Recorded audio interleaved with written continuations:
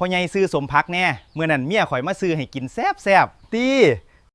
นี่มาเบิ่งการเฮ็ดสมผักกาดดองแบบโบราณของพ่อใหญ่เก๊กนี่เราก็จบมาหลายวัดเสาหลินเติบได้พ่อใหญ่เก๊กนี่เราถ้าจักหน่อยเด้อตีนข่อยเปี้ยอยู่สิเอาไปสงดอก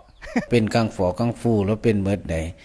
จังว่าเราใส่วิทยายุทธหรือว่าพระตีนเรานี่ขันสมพักคนอื่นคนธรรมดาเขาใส่มือได้เราใส่ตีนถือว่าคนธรรมดาเฮ็ดบ่ได้คือเรานะ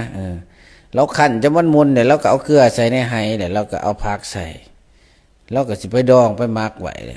โอ้ผู้ใดได้กินฝีมือพ่อใหญ่เก๊กนี่บ่ได้ธรรมดาได้ยากได้ปีละเทื่อเท่านั้นเราสิเฮ็ดสมพักให้กินนี่เราก็บรรจุใส่ไหจนเต็มจนยัดพู้นแล้ว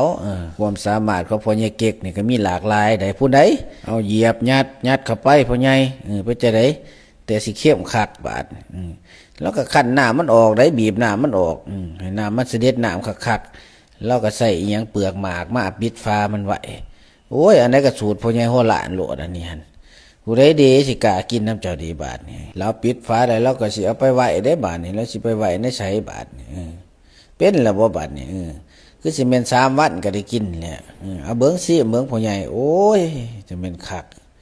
มันกินแท้บ่หรือว่าคอนเทนต์นี่ข้อยก็เริ่มบ่แน่ใจได้ยังพ่อใหญ่เก๊กนี่